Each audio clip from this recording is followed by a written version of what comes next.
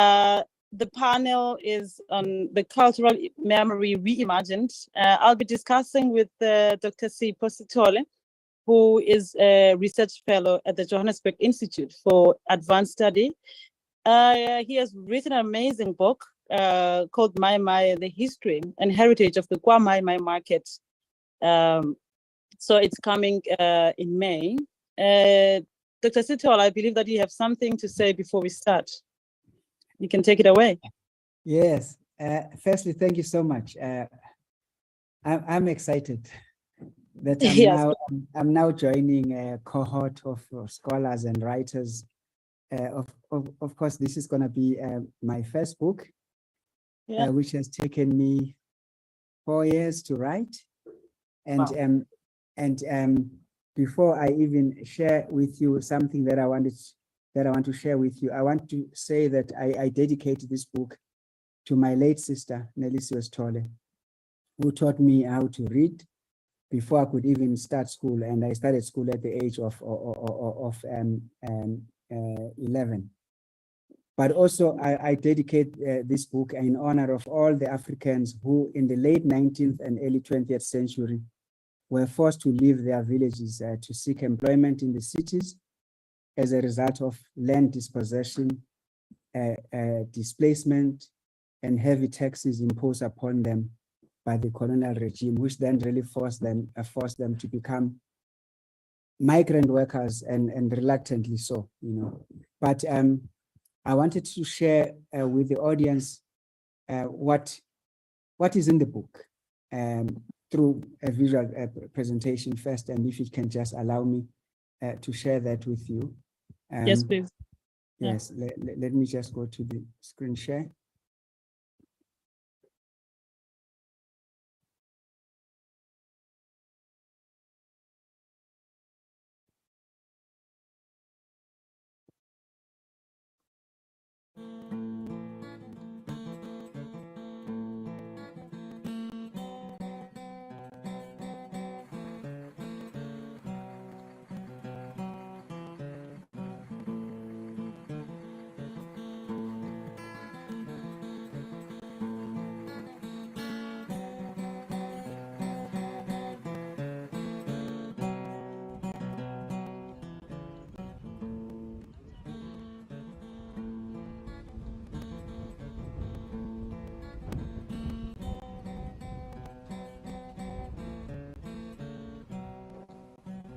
Mama ekhaya useGoli Kwa Mai Mai. Uyena yedwa usebenza ekhaya. Isaka lempuphu liphuma ngemali yaka Mai Mai. Ngoba noma ngabe khona okudingayo, uyakhona ukuthi umfonele ekufakele. Ngisho ngabe ufunani, uyakhona ukuthi umtshele ekunike lento oyifunayo, ukwenze lento ofuna ukuyenza. Imali yaka Mai Mai.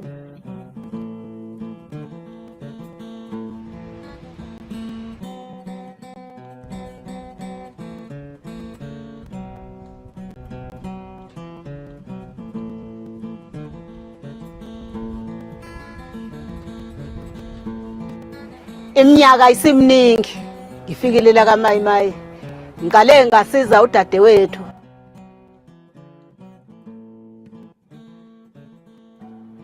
Nami ke ngakholwa ukuthi ngizosiza nami. Lo msebenzi ngufundele ekhaya eMsinga emachunwini.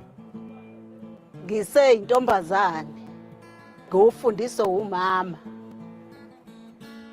Ladumisu, Ladumisu, Yesu lelibezu, ushilo kandabanasho, uyawatenga masiyan, Ladumisu,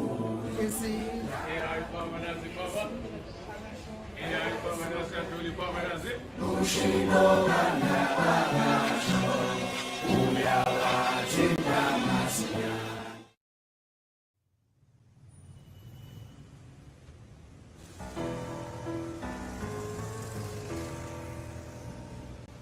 A drive down Albert Street gives an impression of a drive gone too far, suggesting a U-turn back into the hustle and bustle of the streets of downtown Johannesburg. Whatever its historical meaning Albert Street is, its journey is abruptly brought to a halt by a sign above the gate engraved, "Welcome to Kwa Mai Mai," the beginning of hope where despair has been dashed.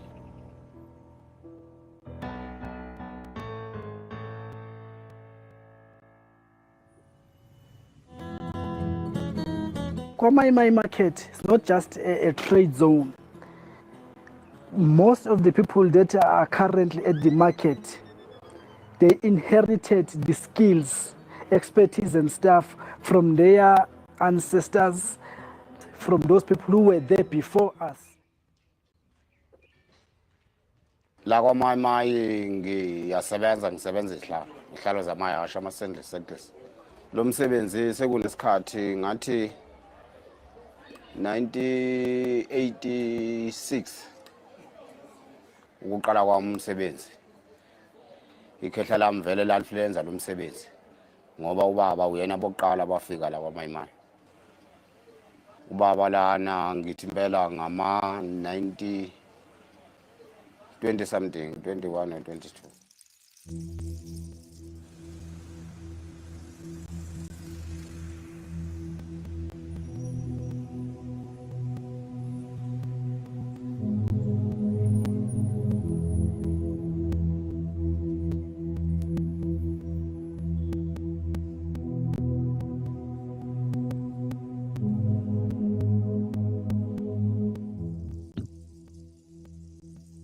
Mai Mai lapha, you know, in terms of its history, kwakuyindawo eyayihlala, it was a sort of hostel.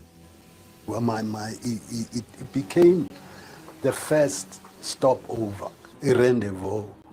People would come from Emakishini to see their locals, and some of the artifacts and things that are sold with mawas go to funi ngabulelo uzoyithola Kwa Mai Mai.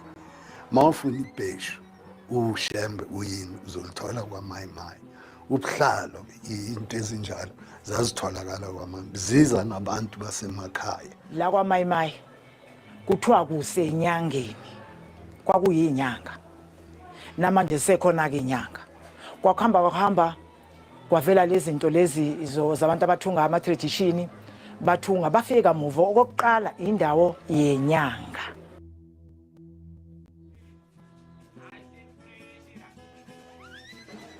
Kwa Mai Mai Market have plus minus 200 stalls with the different enterprises.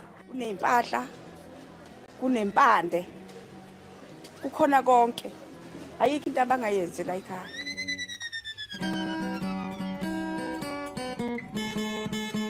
La Kwa Mai Mai ngenza imbadada.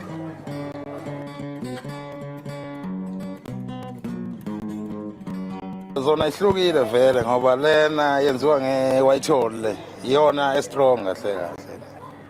Ya udlula lezi nazo lezi bayithanda abantu kodwa lena strong kakhulu. Yenziwa nge-white hole esondele moto le. Ingwe ke lena zenziwe ngengwe. Zenziwe ngengwe nje lezi. Yabo kodwa lezi ayinalo igama lezi. Ezinye namagama Adidas, Lacoste, Nike yabo. Ya Lacoste nayikhona nansi Lacoste nayi Lacoste. Ya nephuma konke ayikho ilebule engekho nayi yayiphuma nabe. Yabona nje amalebule kuwona siwaphethe wonke la.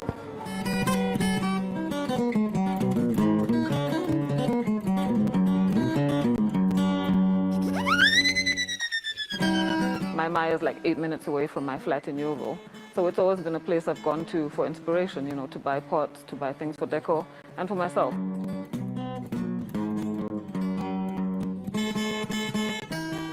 I would say I've always been about an African aesthetic, a very strong African aesthetic. I'm inspired by the continent, north, south, west, east. That's what catches my eye. That's what I think is the most beautiful design in the world. I could never imagine why people wouldn't want to use their own culture in their own design, so that's what I'm about. Mai Mai, I had always heard of it. So say I got to Joburg in 1997. In the early 2000s, I became friends with two people who were really key to introducing me to the place. And I consider them, aside from Tula Cindy, my two mentors in the fashion world are Marianne Fassler, a legend of South African design, and Philippe Mazibuko.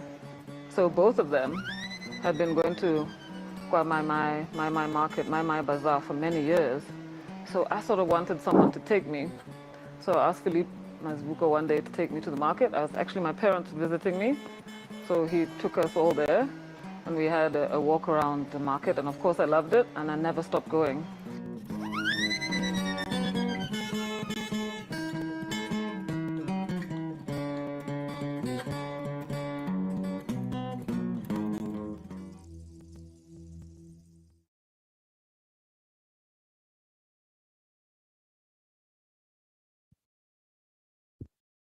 Yeah. So this is Wow. it. Thank you. Yes, thank I you. thought that I should start with that because Yeah. when I was doing the book, I also shot a documentary. So this is just the snippets of it. Yeah. Okay, beautiful. Okay, we're starting. Welcome to everyone who's viewing online and who's viewing from the actual event in UKZN. First of all, Dr. Sithole, let me say congratulations for a job well done. Thank you. For such an actually intriguing book. I couldn't put my computer down. If I had a book in my hand, I wouldn't put the book down. But it's intellectually, and it's a piece of history because it's the first of its kind. No such a book has been written about Kwa Mai Mai, and well done, bravo. I can't get over it. I keep going back. I've read it from chapter 1 to chapter 11, the conclusion, and I was like, I had my ups and downs in places where I felt anger, for colonization and being my people, your people, because your people are my people, being overturned in the land of their forefathers, in the land of their ancestors. Whew, I was like, oh my God, I want to punch something. Anyway, we'll just go to the questions. I prepared some questions for you because I tried to summarize. I hope they are not difficult questions. No, never. I'm a fellow writer, so when I do questions, I think about something that's gonna make the book bloom. Make the book.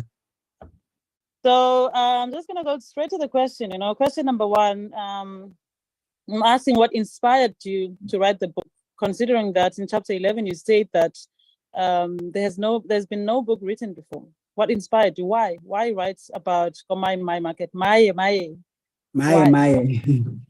Well, I used to visit the place for cultural validation, basically. I mean, if you are in the city and you are far from home, you want to reconnect with people that look like you, speak like you, behave like you. And I knew about this place. I mean, I'm not from Gauteng, I'm from KZN. I grew up in Mlazi Township and then moved to home in Singa in 2000. So, I mean, in the early 90s, mid 90s, I had heard about this place, but I was just intrigued by when I get there, just by seeing people who look like me, just sitting in their trading room and just waiting for something to happen and speaking the language that I speak and looking so cultured and so rooted, but also just so sure of who they are and where they are from, And at that time, I mean, Mai Mai was buzzing with tourists coming in and out, and I suddenly became interested in this. But it was only late in 2016-17 when I was invited to a conference at the South African Cultural Observatory to present a paper, and I could think of only one paper that I could present. It was about this story of Kwa Mai Mai, and I had not done research then. And that's when the title was accepted, I began to go there and research and get more and more deeper into it.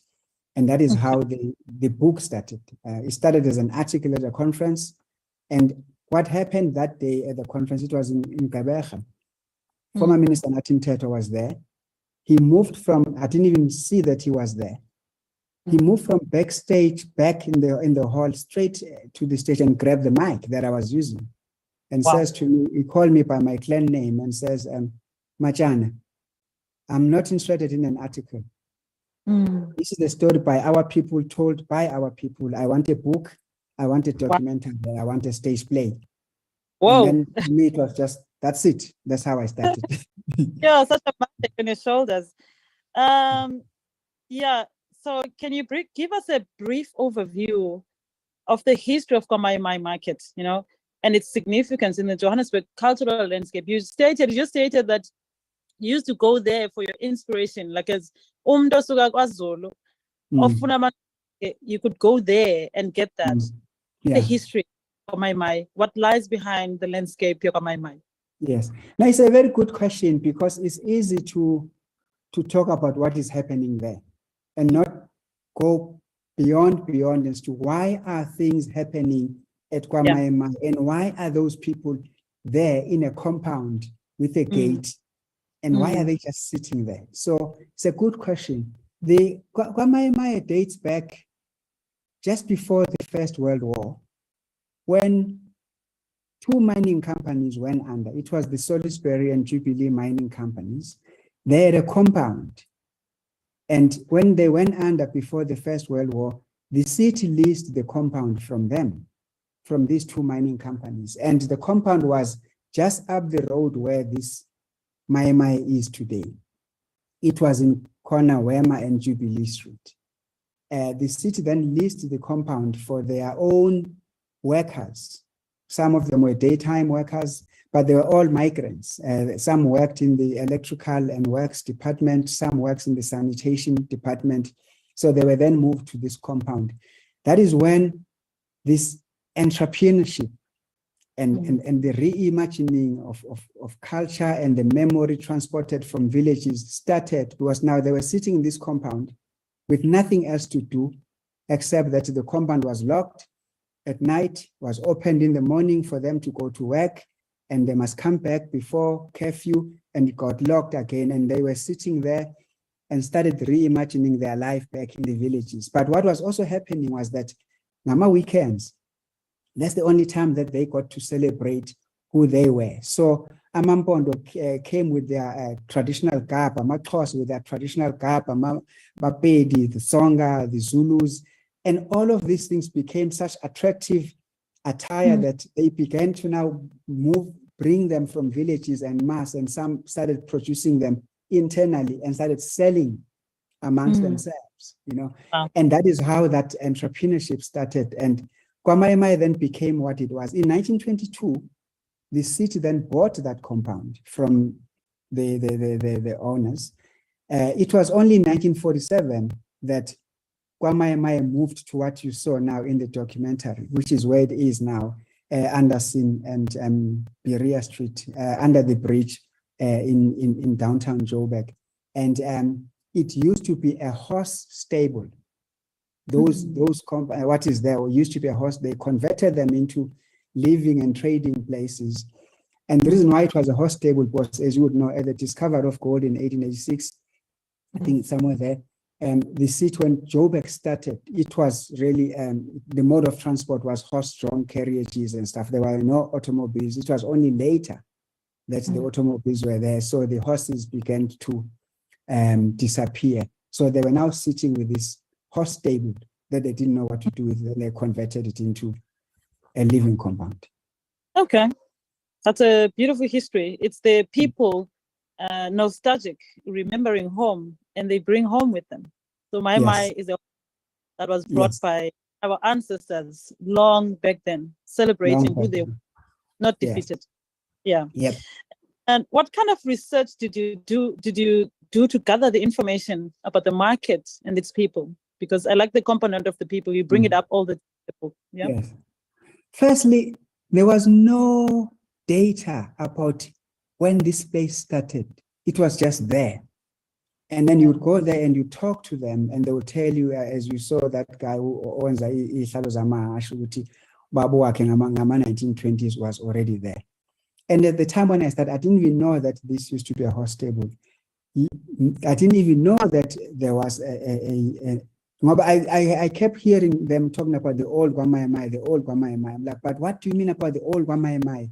They said, no, it was up the road. And no one could even pinpoint to me where up the road it was. I remember one day two people took me to a place that they thought was it. Until I read in the Johannesburg portal, someone wrote about, it was the 100 years of Johannesburg. So that person wrote and then also then spoke about Kwa Mai Mai and gave me and wrote about the actual street and corner and even had an aerial shot of it. Then I found it. But the level of research that I conducted meant that I had to go to the National Archives in Pretoria to even get to know when the municipality of Johannesburg back then, the meetings that the Executive Council had about taking that piece of the land and redoing it, the minutes, the decisions, the budget of the plans. I even have the engineering drawings of 1927 when they were drawing the current one, how they're going to refashion that. And it also meant me sitting there, ethnographic research, and just being with the people. I know almost every one of them there, and knowing who came from which part of South Africa. That's why you see the doc starts with Msinga. So Umama was one of the people that I interviewed, and when she said to me she's from Msinga, what she has done, I said, well, I'm going there because I want to see that your work that you do here, how you invested back at home, you know. So it was all part of that. Interviews and data. I dug deep to get into that. But what it also did, it helped me to understand the history of Johannesburg. And lastly, there is no book that has been written about Kwa Mai Mai. And in social media, people talk about Kwa Mai Mai, and all they think it is the Shisanyama that is just outside the gate.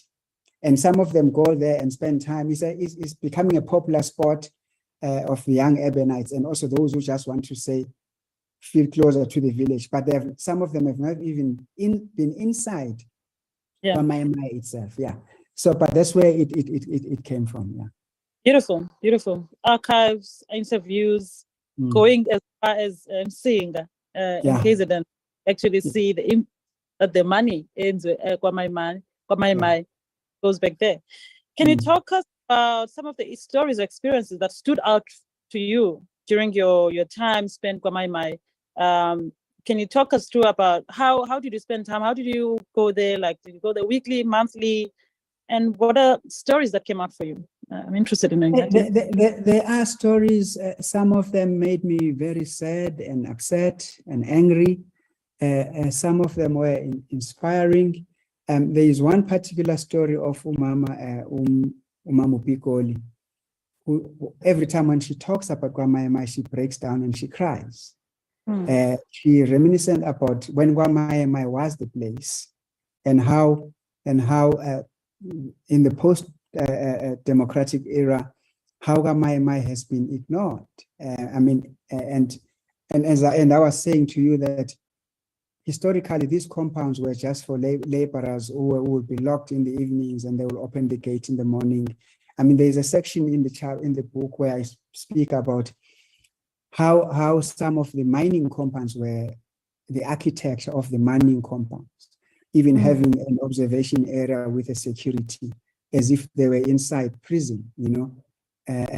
And when she talks about what that place used to be, which I still believe that is still has that magnet, but compared to what it was, and how they are being ignored by the city, by the officials, by local government, and she cries. I mean, as part of that story, I personally then with the committee took the Johannesburg Property Development Company to the Human Rights Commission for how they've left that place in the state that it had been, you know. So those are the stories, but some of the stories that is just part of my research, which is, I guess, is really the focus of the story, is about the reluctant migrants who came to the city reluctantly, but came here because they were forced to pay taxes at home, which they could only pay in cash, in monetary terms, so they could not even trade with their cultural currency, which was the cows and the goats. So they ended up having to leave the villages to become migrants in a city that also hated them at the same time. you know. So those are the kind of anger when you look at the extent to which colonialism went to uproot our people and bring them to foreign parts of the region. But there were also some stories, two stories that also come to mind is esinye uBaba Msheng, who's a panel beater. He runs a very successful panel beating company. He says he used to work for the coastal panel beaters and he worked very well with his boss, who is a white boss. But one morning he woke up with an overwhelming hatred for the white man. How? Msheng, what has this man done? He said, no, he did nothing. I just hated the white man. And I said, I'm not going to work for a white man anymore. The only place that empowers black people is Kwa Mai Mai. And then I went there and set up my panel beating company. Since then, I have never looked back. The other one was Induna Undwandwe, who's also dabbling as a herbalist, who says they were out job seeking somewhere in Kensington, which he calls it Kissington. You know, they've got their own language. They were searching for work in Kissington, him and his other friend, and then a white man just pulled a gun and pointed a gun at them unprovoked. And from that day, he was like, he's never going to work again. And where does he find solace and a home? Is Kwa Mai Mai, you know? So, I mean, those are the places. But I think the other one was really to also learn in my research that when land dispossession and displacement happened at the height of colonialism, and 2/3 of our land was taken and broken into farmlands and missionaries and stuff, those that were sitting inside the farms inside the farms and had their homesteads, they automatically became tenants on their land, and they were now forced to work something that was called isbalo. They were forced to work 6 months on the farm to earn their keep and their stay on the farm, and then they can go and look for work anywhere, but as long as they work 6 months a year. So if there were two brothers on the farm, and even the females, as long as there is someone working throughout the year, even if they took turns. And those that came to the city, some of them decided that they will never go back again and just abandoned, you know, and stayed in the city. Yeah. Okay. Yeah, that's a very... I think I saw a question from Siddiq. What happened to the human rights? Yeah, he's asking what was the outcome of taking the city's neglect of Kwa Mai Mai to South African human rights bill. Yeah. First of all, I first took it up with the late former mayor, Jeff Makubo. And I said to him that I cannot separate myself as a researcher from what I see and experience. And that much as I'm writing a book, but I need to alert them to what is happening in that place. And that the residents of Kwa Mai Mai are already planning to march to the city, to the mayor's office, and I want him to be proactive and meet with them. I mean, he did act, interesting enough, he sent his officials, but at that time the tension was so high between the Johannesburg Property Company and the residents of Kwa Mai Mai, was the JPC is responsible for the upkeep, general upkeep and facilities of that, but they treated them as people living in the hostels. So eventually we did meet with them. We did meet with the Human Rights Commission. It came to Kwa Mai Mai. There were 1 or 2 meetings, and I cannot tell you what the outcome is yet. They have not come back to us. But after that, I took it also up with another mayor who also passed away. Then I took it up with another mayor who also passed away. Then there was the DA administration, which I never got a chance to take it to them. And then now there's a new administration. Part of the complaints were just the cleaning of the place. It's got a deterrent that when you arrive at the gate, you want to go back because of the staunch smell and collected garbage that would lie there sometimes for weeks. Now I see they are cleaning it. It's better, but it's far from what it used to be, which is what makes Umamupi Goli cries about the place. Yeah. So, like, after what you're saying, like, how would you say the market has evolved though over time? You know, what role is it playing in the development of South Africa's entrepreneurship in general? Well, studies whether it's the the UN or the ILO, International Labour Organization, and any other international organizations will tell you that the informal economy or the informal trade is a backbone of any country in terms of employment, because it does employ people en masse, informal as it is, and it is also closer to the market. You know, it's also not intimidating to the general populace. You know, people who wouldn't go to a Sentin Mall or a Gateway Mall would go to the Victoria Street Market in Durban, and they would go to Marabastad in Pretoria. They will come to Kwa Mai Mai. So it plays a prominent role in being closer to the marginalized, and also being relatable, and also self-employment in this height of unemployment in this country. It has managed to have people who otherwise would have gone back home and returned as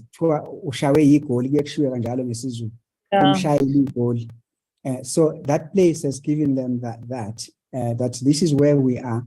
But also you will hear some of the characters saying, even if I didn't sell anything, as long as my great-grandparents or my grandparents or my grandfather or my father sees that their shop is still in existence, that's all I'm going to do. I'll come here, I'll open in the morning, and I'll wait for something to happen. If it doesn't happen, but at least I'm still fulfilling the wishes of my departed parents. It does play a prominent role in the sense that it is a market for cultural goods and services that you wouldn't normally get in the high street environment in any town or city. But it also plays that role of that cultural validation. But also, I don't know, you know, traditional medicine is bigger on the continent, in the African communities than Western medicine. So you've got more people seeking traditional medicinal help than they would normally go to a doctor. So that it's got that both that sacred and the secular kind of role that you see. And the book also does talk about statistics in terms of the number of shops and how the average number of goods sold in a month and the amount made in a month by those. You know, there are people there who've got degrees, who have studied living at Kwa Mai Mai, just on their own. Yeah. So in the book, I observed and loved how you weave, you know, different beliefs. Can you talk us through about the weaving of the cultural, the spirituality? You know, you talk about, as you're saying, indigenous healers there, and you talk about people going to church, the colorfulness, and how it looks Sundays when people are going to church. You know, can you shortly talk about that and how? I mean, it's interesting in the book. It's beautiful. People they don't fight over religion like how it is normally in some spaces whereby I'm the right one, you're the wrong one, you know. But you talk about how they weave this, because Africa has a way of taking whatever and weaving it in a beautiful blanket that we wear with pride. Can you speak into that here? Yes, thank you. If I remember, there is a chapter that is called the sacred and the secular at the crossroads. It's really is the convergence of all cultures. It's the that place is a convergence of who we are. If you want to see yourself through a traditional healer, you're gonna find yourself there. If you wanna see yourself through a sangoma, you're gonna find yourself there. If you want to discover yourself through Ushembe, Shembe is there. Izayoni are there, right? And then, okay, let's put that focus on that. But what I also did is that every time I introduce the subject of religion and I talk about Izayoni and Christianity, I go deeper in just to explaining that phenomenon, how that came into our lives as Africans, and then how it then finds its expression at Kwa Mai Mai. If I talk about Ushembe, I don't just say, oh, there's a Shembe church underneath the tree at Kwa Mai Mai. I've gone deeper into locating Prophet Isaiah Shembe within a historical context, how he founded the church itself, the tenets of the church, its philosophy, and how it believes both in the tradition and also worshiping the religion as we understand it. So in that, when I talk about ubungoma, I go deep into the issues about initiates and how people becomes izangoma and what they do, including the traditional indigenous healing. So, but the place itself is one place where tolerance about religion and culture and everything, whatever it is, you will find there, and you find yourself just fitting in that place. Okay, thank you for that. That's beautiful. You've mentioned that already. In the book, you talk about the depth of the challenges faced by traders in Kwa Mai Mai, looking into the infrastructure, poor service delivery, the conflicts amongst leadership, lack of privacy, and what government wants to do, formalizing the informal. And you talk about how people maybe don't necessarily want to be formal and all that. What are the challenges? Can we briefly talk about that? Yeah. There's a section within the compound at Kwa Mai Mai, when we even took the city to the Human Rights Commission, that had not had electricity for 2 years. Kwa Mai Mai is a huge compound, so it's got its own sections. When you enter the gate on the right-hand side, just where there is an amphitheater, there's a section there of stalls and traditional healers. They have not had electricity, and they've reported it. And partly is because outside the compound, there is also an informal settlement where people are now drawing electricity from the compound itself, thus then affecting that. You would find that sewage sometimes spills, and there is nobody coming to stop that. Then you've got, you still have communal toilets, where even young women, if they have to go to the toilet at night, they have to be accompanied by somebody, because the room where they trade and live does not have a toilet. The toilets have always been outside, as you would know, in any hostel and compound, that you have to go out there.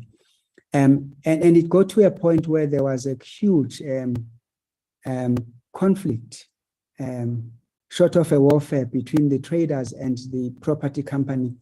And the official that is deployed there, because there is an office of the property company that manages it, where people marched and demanded that the official hands over the keys, and that the keys will now be under the custody of the chair of the committee of the traders, and that all their complaints now will be directed there. And that led to the police coming and arresting the chair for illegal occupation of the office. Spent a weekend. I had to get lawyers who charged me an arm and a leg. I think that's really when I took it up with Jeff Makubo, the late mayor, to say we cannot allow that our people can suffer today at the hands of our people just because they are laying an official complaint. So it is those kind of things, and as a result, the place itself is becoming a shadow of its former glory.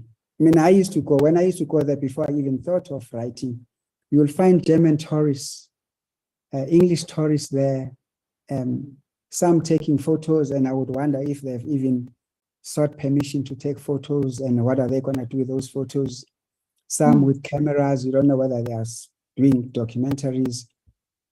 I would say that I go there almost every week, and I do see the place is a bit cleaner, but now Joburg tourism needs to market the place as a destination to get the clientele back, this foot traffic back again.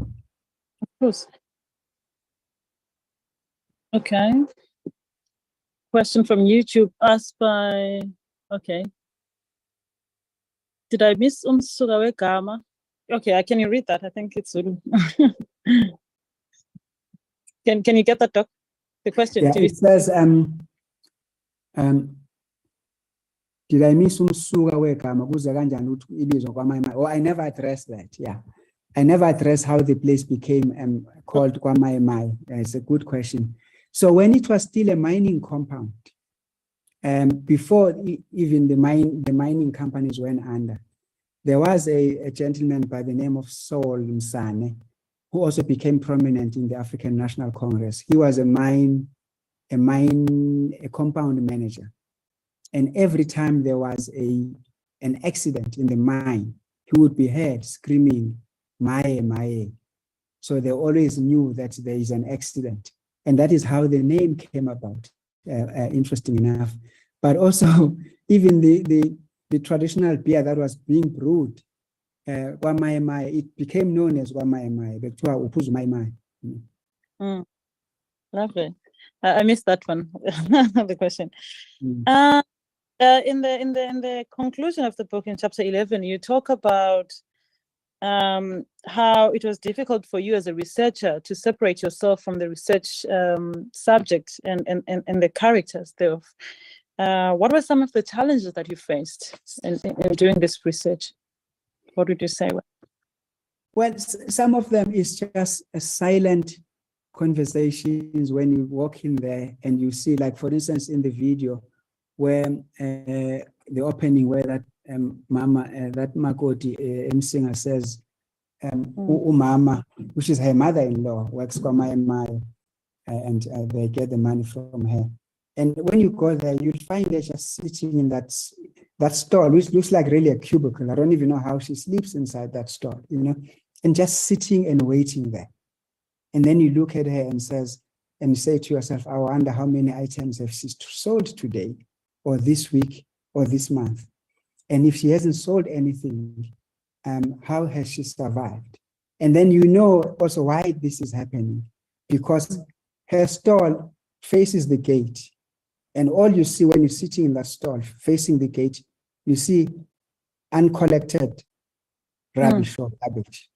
You see the gate, and you can see whether people are coming or are not coming, because your stall faces the foot traffic. So you can already tell, good, today no one is coming, because I've been sitting there staring at that gate. There's only one entrance. You know? But also, what touched me, I'm sure you saw in the clip, just those children that are playing there. That those children are born of children whose mothers came here with their husband, or also they were born there. So you're looking at about four generations of people, not necessarily now physically locked in a compound, but whose life revolves just around the compound. And what is happening outside a big city like Joburg, then they cannot relate to it. And they will die and get shipped to be buried at home. And then others will be born, and they will also have children. And, you know, so that it's like they are locked in time in a city that would rather pretend as if they did not exist. You know? So those are the things that really challenged me. And lastly, some of them who were in matric, children who were in matric and with no scope, I mean, with no idea what's going to happen if they ever pass matric. All they know that I've done matric, then I can stay here. I mean, following that, you created the Varsity Legacy. Can you just do that just briefly? So as I was discovering and getting to know the families, I also began to, I got to know the children of those families. That actually there are kids who are going to school here. They are not going to school inside the compound, but they are going to school in the surroundings, right?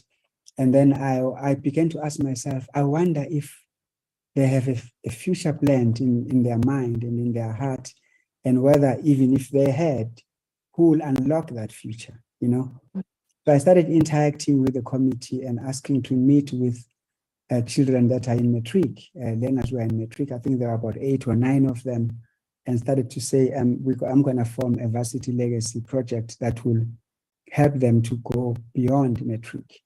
You know, I even had people like Dr. Judy Dlamini, the wife of Sizwe Nqasana, who came and addressed them about the importance of education.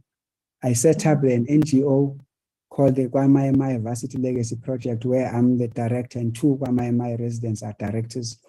We manage the funds of that, And part of my research grant, I then put it back into the fund. And when I posted it on WhatsApp, on social media, Judy Dlamini said, I'm matching the money that we have put. And then we had this money. And then I said to the kids, any varsity in South Africa, if you have been accepted, we will take you. Wow. Now, because they've been socialized with their lives revolves around the compound, it was not as important to them as I would have wanted to. Eventually, I think there were about 5 kids that went to school last year, but not all of them now were coming from Kwa Mai Mai. It was now through the word of mouth within the residents of Kwa Mai Mai, who then said, oh, I've got my kid who's in KZN but doesn't live here with me, who's going to varsity. So we had one at Free State, one at Durban Westville, one at UJ studying architecture. We had one at UNISA, and then one did nursing. Now, you'd be surprised if I told you that I only know of one who went to UJ, how he's done. He's now in his 3rd year. The others didn't even bother to tell us whether they passed or anything, or whether they want to continue. Let alone that the ones that were in matric last year, having heard that there is money for them to go to varsity, not a single one of them came to us to say, I want to be at varsity next year. Yeah. But we have two this year that we have taken, but they are also not coming from Kwa Mai Mai anymore. No, with time.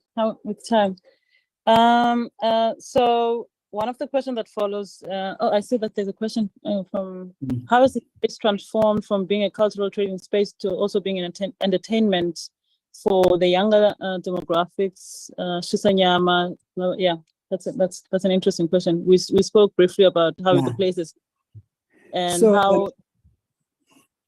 Kwabe, that question. This subject matter is one that really concerns me, in the sense that the Shisanyama has killed the trading zone. Now, today is Sunday, if you drove to Kwa Mai Mai now, you won't be able to enter through the gate of Kwa Mai Mai. It is jam-packed, the cars all over, and they are all at the Shisanyama area. So anybody who would have wanted to come to Kwa Mai Mai to go and buy the cultural goods and services cannot do that anymore, because the place, in my opinion, has been hijacked. And I'm saying this also noting that the people who are trading there at Shisanyama are also migrants. So they are making money for themselves, but they are killing the source, the place that was. Has it all had there? Shisanyama, is Shisanyama new, or it's always been there? It was there from when I started going there in the 90s, but it was mainly for taxi drivers coming from the rural areas who can't afford to go to some restaurants and shopping malls or whatever to go eat. So because Kwa Mai Mai has also been a transport hub for people going to the rural areas. So if they've traveled and brought people back, they would eat at Kwa Mai Mai, Now it's a lifestyle now. It's young people and all of it's fine, but the things that are happening there has down the dignity of the place, because what you see there is something me as a cultured person, I don't want to see. And also what they do when they come out of the Shisanyama, they just queue up along the wall and they pee.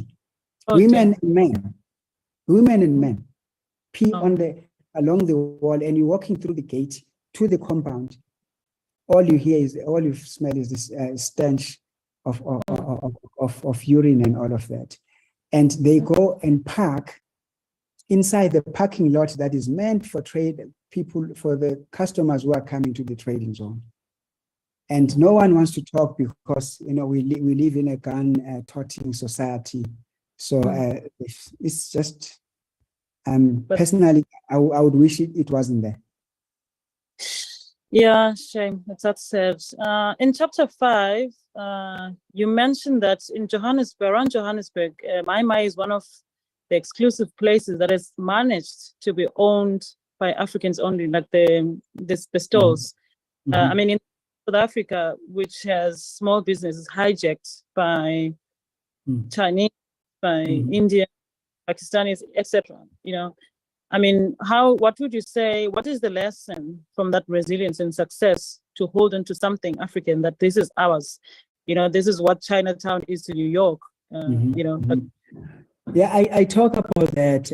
I talk about the fact that when you go around the world, there are those centers, hubs, whether it's a Chinatown or Korean or, and you know, and Kwa Mai Mai resembles that. It's a standalone place that that reflects the wishes, aspirations, and the life of a people that come from a particularly cultural community, and that they have managed to hold back, and the economic hitmen and the property developers who would have loved to take that place and turn it into something that even the people would not be able to relate to, you know. And I think it's because of their culturally rootedness and the strong tradition, and the fact that they are no longer doing it for their own survival, but they are doing it for their own pride and heritage. Like I was saying, that there are people who say, I'm here so that my grandfather can see that this place is still operating, you know. And down the road, there's Maboneng, you know, which is a place. And if the city and Joburg tourism was as visionary as they are supposed to be, they will actually create a cultural corridor that when you come from central downtown Joburg, you are able to go through that, and it becomes a cultural corridor. You will go through the black town, which is Kwa Mai Mai, and then you'll go to the urban town, which is Maboneng. And all of that, you'll experience different cultures and goods in that, you know. But it hasn't happened, and I think that's also one of my next phase in terms of just interacting with the city to see how can they clean up that place and make it a corridor. Okay. My last question to you, what do you hope the readers will take away from your book, and how do you see it contributing to the broader conversation about entrepreneurship and cultural presentation in South Africa? The last bit.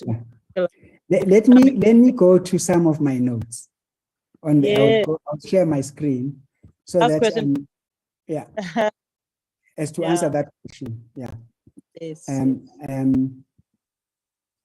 So what should people take from this book? It is the embodiment of what Johannesburg is meant to be, which is the city of gold, a place where dreams deferred come true. But also they will be able to take from this book that this is a constellation of a people's culture imbued with beautiful memories of life in villages left behind, but cherished by those who refuse to forget, lest they lose themselves in the concrete jungle that knows no mercy. That's really, in a nutshell, what that book is about. I'm not going to go through everything here, but I just want to share with you the faces of the people that I'm talking about in this book. You will be able to see the initiates, you will be able to see the spiritual element and read about that, and also get to understand what do we mean by these things, these concepts. You'll be able to see the power of traditional healing and traditional medicine, and how people derive the services from that. And also, you'll be able to know how the secular and the sacred converge, and the traditional doctors there. And a church under the tree, open space, Kwashembe. And also you'll be able to know who are these entrepreneurs. How is it that someone like at the bottom right here, like Ushongwe, can actually survive just selling traditional, I don't know what is the right word, instead of me saying traditional weapons, but selling indigenous, I don't know what you call it, the spears, the nopkiris, Imbogo, Mahau, and Ustole Lana, who is here, who is the go-to for wooden boxes. whether it's a kist, whether it's boxes that he sends to the mining, and of course, the footwear that has survived the test of time. I mean, our great-grandparents walked the land wearing these things, you know. And oh, mama, the women who are trading there, and they've been there for years, you know. And you learn about Lo Mama on the top right, who actually, when Umshengu has, when these vehicles have been brought in there badly battered, she does the upholstery inside. She's the one who recovers them, you know.